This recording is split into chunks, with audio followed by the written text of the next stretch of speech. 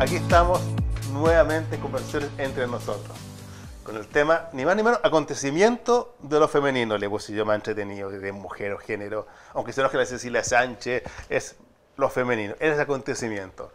Con una gran amiga invitada que cuesta presentarla, a la Constanza Michelson, un todoterreno, no para nunca, no se detiene, psicoanalista, pensadora, provocadora, abre pensamiento, una gran mujer.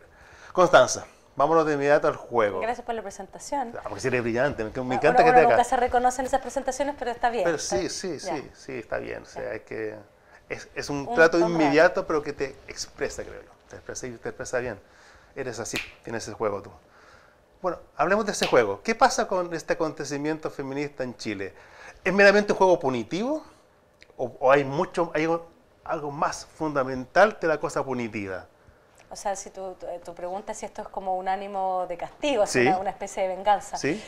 Mira, mi hipótesis es la siguiente, es que había un malestar, mira, precisamente estos días ando pensando en esto, que se cumplen 20 años del Clinic, entonces tengo que escribir algo para ese número, y pensaba, mira, quizás mi columna más importante, quizás la única realmente importante, así como esta gente que tiene como un hit, y que curiosamente fue un hit porque partió de una intuición. Fue una columna que se llamó La esclavitud de follar, en 2014.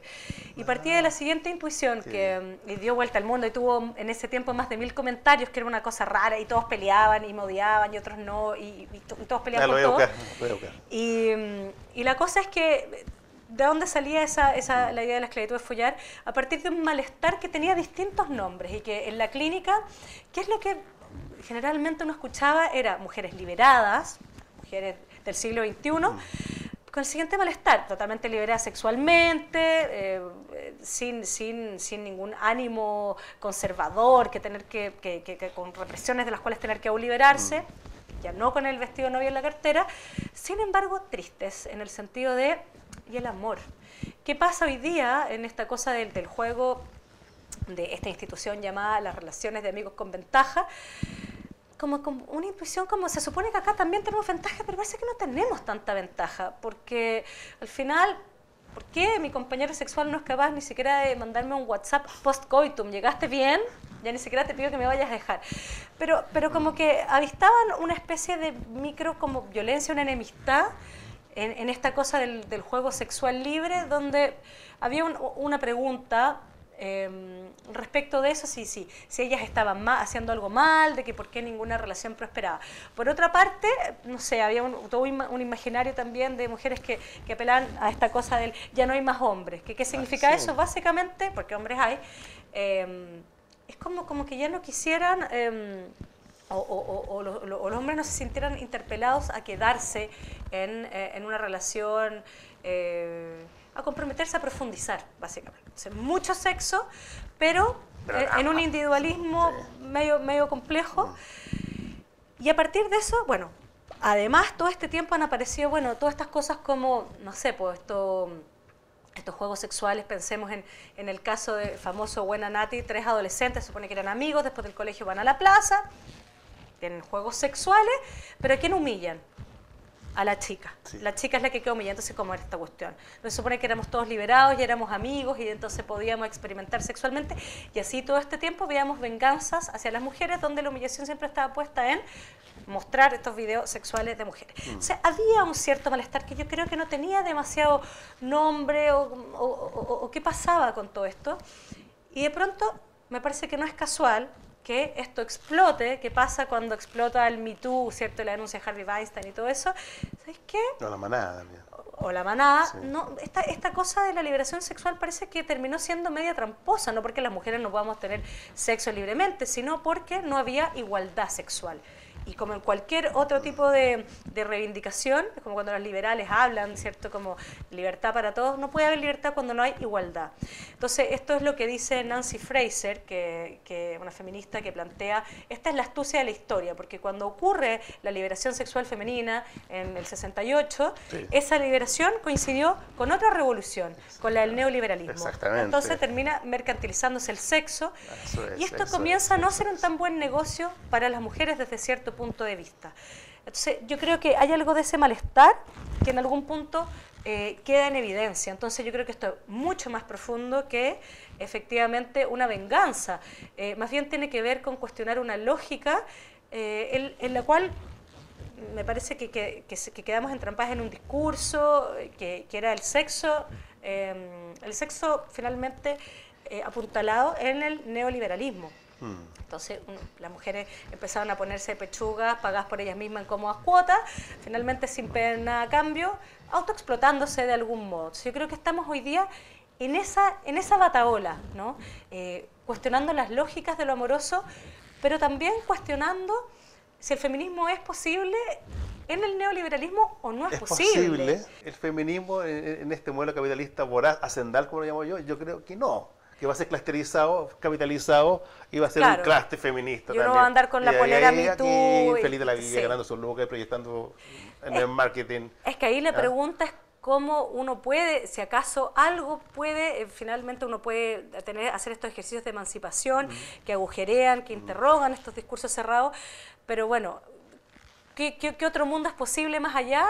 Yo creo que ni el feminismo, ni ninguna otra reivindicación, ni el socialismo sabe muy bien hoy día finalmente cómo salir de algo, quizás lo más revolucionario de todo, ha sido el capitalismo que logra reinventarse y va cooptando aquello que en principio está en oposición.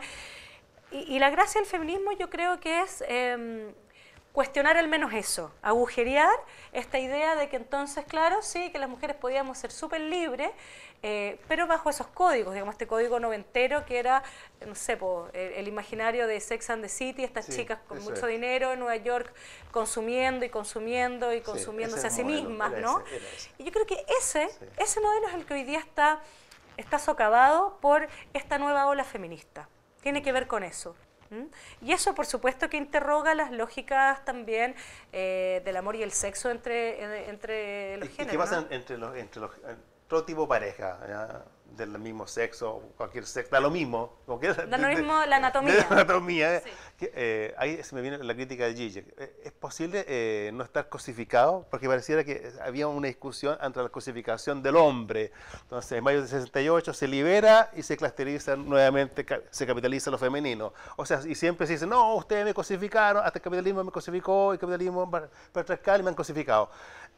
¿Es posible no estar cosificado o viene una autocosificación femenina o lo mismo femenino se es cosificando de forma distinta? O sea, ustedes mismos dicen, no, yo soy femenino 1, femenino 2, femenino 3, no, femenino afeitada, no femenino no afeitada, femenino felizmente, la Rieselberger cree que es feminista, felizmente feminista, dice de Ayaki, no, felizmente no.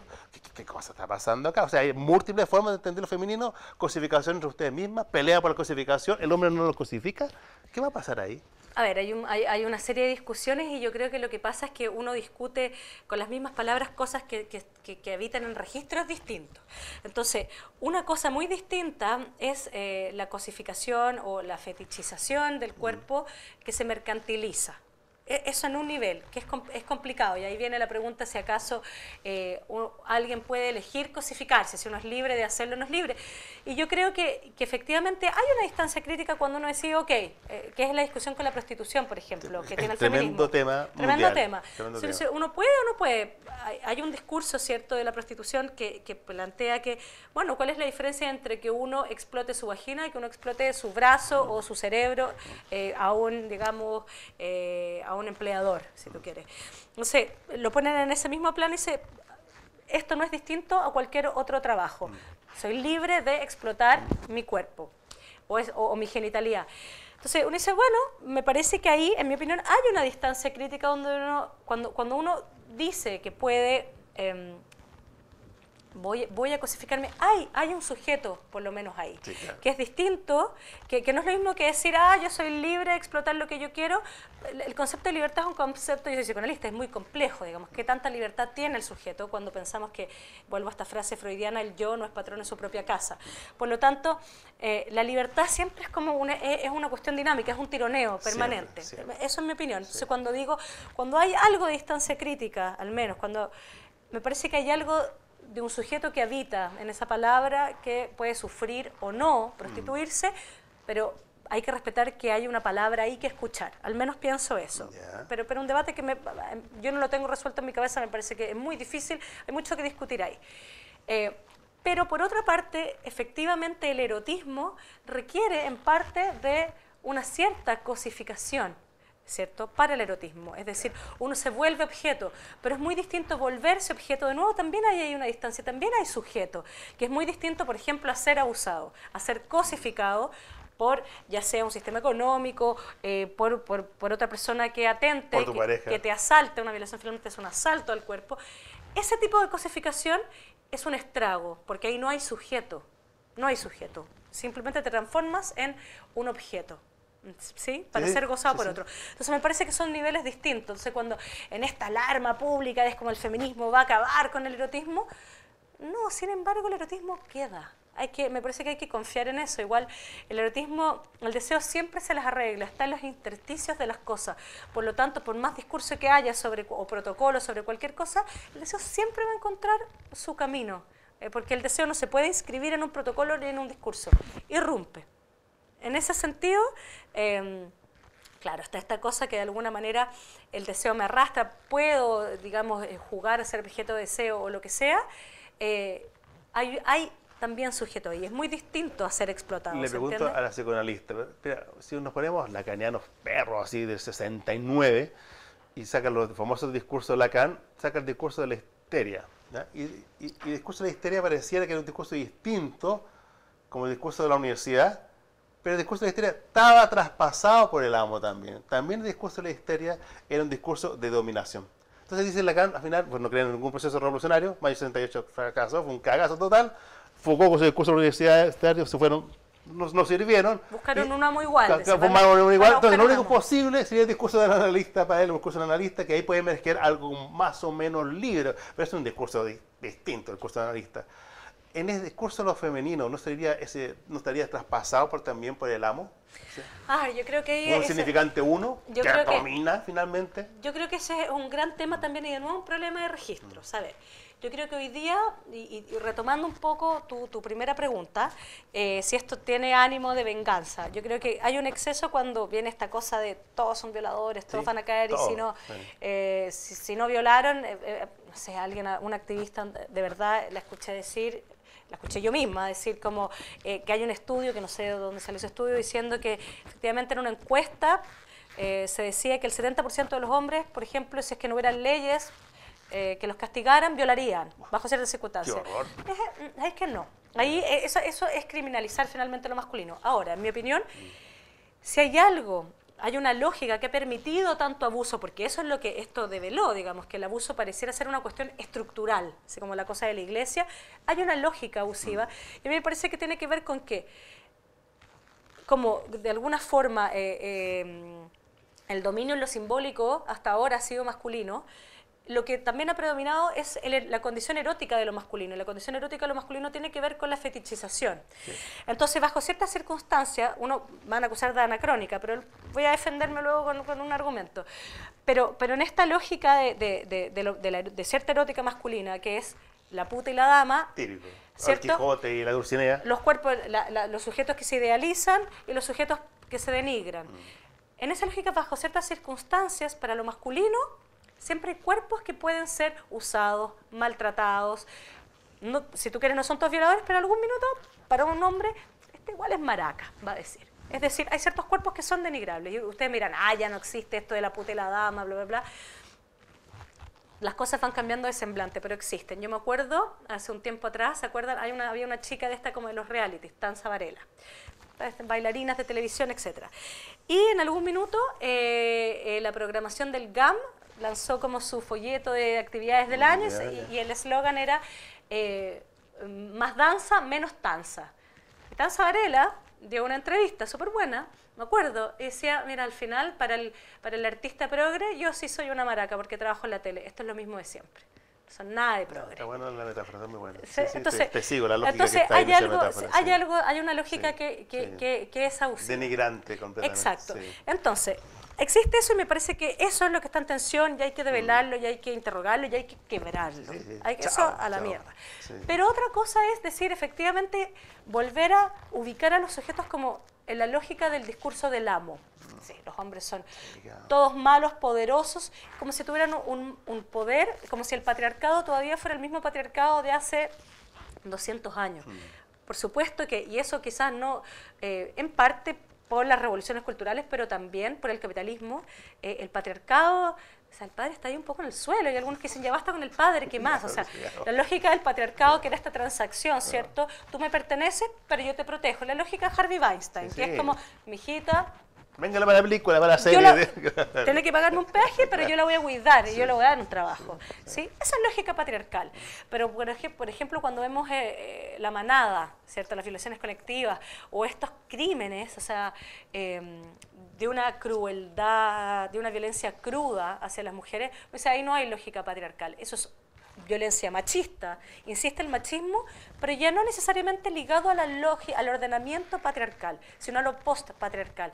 Y eso también hay que entenderlo. Entonces, hay que hacer la diferenciación, que es fundamental hacerla. hay que entender, y ahí está ahí la puerta de Lacan, ¿cierto? Para entender el malestar en la cultura, el malestar en la cultura desde Lacan son los 4 discursos. Y ahí está, hay un discurso que se llama el discurso del amo, que efectivamente amo, reprime, libérese.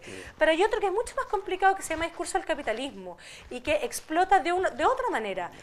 Y el feminismo también tiene que hacerse cargo, en mi opinión, de eso, del discurso capitalista, del post-patriarcado, de violencia machista igual, pero ya ni siquiera patriarcal, que no quiero decir con eso porque va a sonar como que era mejor, no necesariamente era mejor, pero que implicaba una transacción.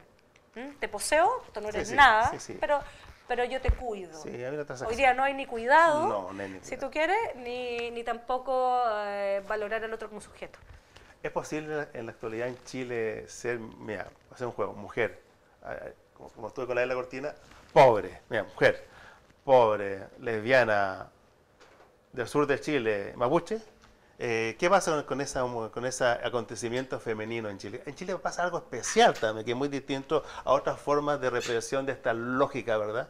En Chile tiene una tipificación propia. Y eso sería como lo peor, podría ser en Chile, sentirse así. A ver, yo creo que hay algo que a mí me parece que todos debiéramos intentar como resistirnos a hablar por el otro. Entonces yo, la verdad, no podría sentirme cómoda ni tomar la voz por una mujer pobre mapuche. Me parece que no me corresponde y también es restarle su subjetividad. No podría decir esa pobre mujer se siente, no sé cómo se siente, preferiría escucharla. Y posiblemente tiene más cosas que decir que decir me siento esas categorías. Eso es respetar su dignidad como sujeto. Entonces, en ese sentido... Pero ¿no es que en Chile hay un tipo de segregación total respecto al hay otro? Hay muchas segregaciones. Tremendo. Hay y muchas lo femenino segregaciones. tiene múltiples capas de segregación en lo femenino. O sea, pero total. O sea, se segrega. O sea, por supuesto que hay un cruce entre la marca de clase, la raza, el género. La pobreza. La pobreza, esa es un cruce total, de todas maneras. Yo creo que lo que se suma quizás a otro tipo de segregaciones, con otro tipo de sujetos, es que en las mujeres se cruza lo sexual. Es decir, todo eso que hay que entender, pobre, ¿cierto?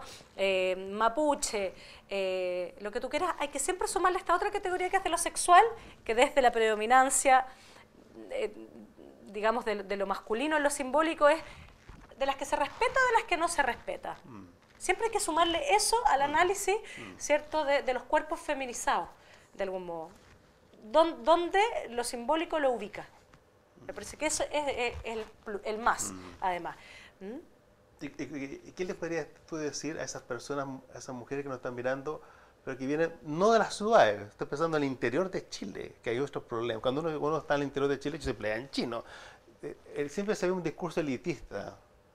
Y por eso te lo bajaba a la gente del sur, a la mapuche. Se ve elitista. Ya está hablando de la Constanza a la altura y entendemos el 5%, ¿no? Lo que está diciendo la Constanza. No, pero hay gente que se siente como el foro mujer metido en la quebrada, en el barrio, en el mal. ¿Qué les pasa a ellos? Hay que bajarlo. Porque, hay que bajarlo. Ese problema que hasta Frente Amplio le ha dado representación y habla por fuera, es que por eso no hay que hablar, hay que dar... Pero hay que decirle algo también. No representarlo, pero visibilizarlo. Pero es que eso no hay que hablarles, hay que escuchar. Pero no solamente... Hay que escuchar. Sí. No, en serio. Pero no solamente escuchar. Hay que escuchar. Pero más que escuchar.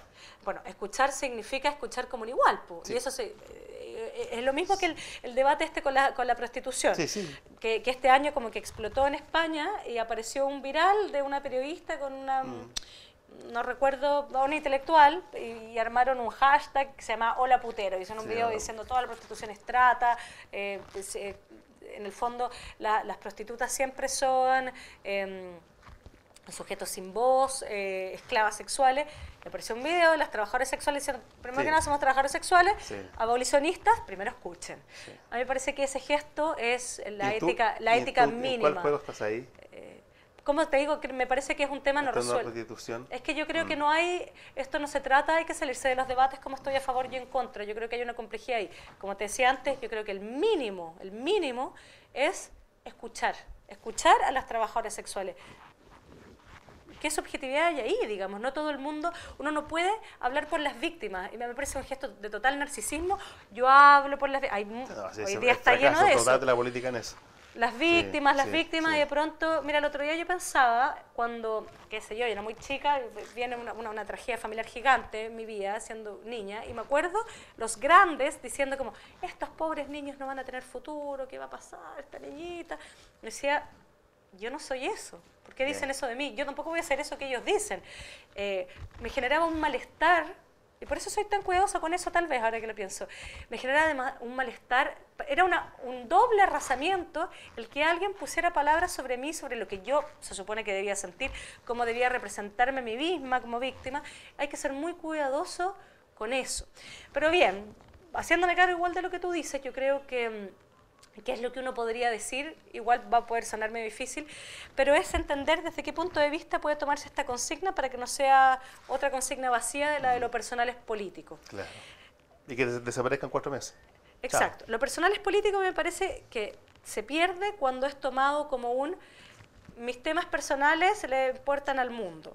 Que me parece que hay algo de eso hoy día en la lógica mediática, como se toman las historias, ¿no? Nicolás López, que puso el pene por aquí y por allá, y ok, está bien denunciar, pero otra cosa es que yo creo que, claro, el acento mediático hace que entonces vayamos hablando de todas las historias personales, pensando en que estamos haciendo política, que en un punto sí tiene algo de política. Pero en mi opinión, la real potencia de lo personal es político, es para salvarse, es para entender que lo que me pasa no es personal, es impersonal. Que mucha parte de mi malestar, de mi sufrimiento, no tiene que ver con que yo esté haciendo mal las cosas. Es universal. Exacto. Claro. En el fondo yo estoy en una estructura social, eso es ¿cierto? Exactamente. Que me permite salir de mí. Y ahí cobra total potencia esa consigna. Sí. Lo último, voy terminando, que me encanta.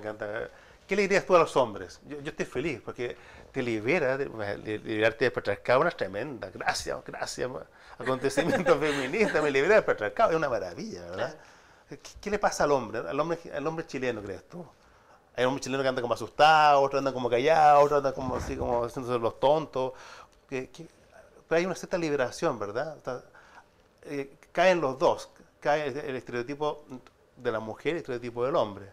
Y es una oportunidad para el hombre también, sobre todo para la gente joven, pues ya para los viejos no sé. Sí, pero, yo creo que la gente joven ya se viene pensando igual a sí misma hace un buen rato, porque precisamente las lógicas patriarcales vienen cayendo de antes de esta explosión, que tiene que ver con más bien...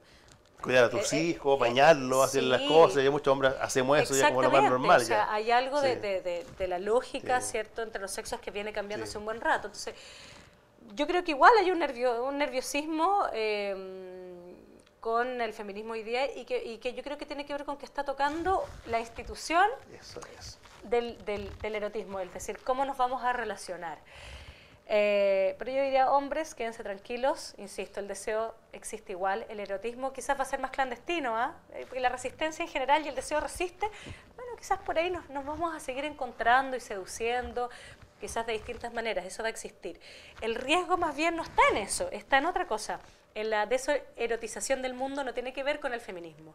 Si algo el mundo se deserotiza, tiene que ver con otra cuestión. Y que más bien ese efecto, en mi opinión, como dice, hay un filósofo, Franco Berardi, dice, en la era de la digitalización, lo que ocurre es que la comunicación se vuelve a poner como en un grado de simpleza cero. Nos leemos de manera literal. Sí, claro. Y la literalidad lleva a perder, cuando tú estás frente a frente, cuando hay un cuerpo frente a ti, inevitablemente hay erotismo, no porque esté seduciendo al No, otro, sí, sino porque, es porque lees el obvio, cuerpo, lees la emerge. intención. Son muchas Sí, capas, sí, digamos, en una sí. conversación de las cosas que están transcurriendo Las ahí. capas se ponen planas, En lo, chata. en lo digital es absolutamente Chato, lineal. chato. Y además leo tu peor versión. Sí, Y uno se además. queda, cuando hay discusiones, no sé, pues en Twitter uno dice, ¡ey, no quise decir eso! ¡Lo dijiste! Pero soy el autor, te estoy diciendo que quise decir otra cosa. No me importa tu intención. Yo leo lo que leo de ti y eso nos hace más violentos y más estúpidos. Cuando eso deserotiza. Y cuando sale Eros, viene Tánatos. Y eso sí es riesgoso. Fascismo llega al fascismo. El fascismo La es farsa del fascismo. El fascismo tiene que ver con el terrorismo semiótico, con que las cosas tengan un significado. Y eso es brutal. Ya estamos terminando, Constanza, se pasó volando el momento, fue muy grato conversar, muy grato. Estamos muy contentos con esta conversación con la Constanza Michelson. Vamos a continuar, espero invitarte a próximos eventos. En noviembre tenemos uno sobre capitalismo de empresa con muchos empresarios discutiendo sobre empresas en Chile. Va a estar Platowski, Aguad y otros. Mira qué interesante. Va a estar entretenido. Constanza, como siempre, abriendo, provocando, repensando.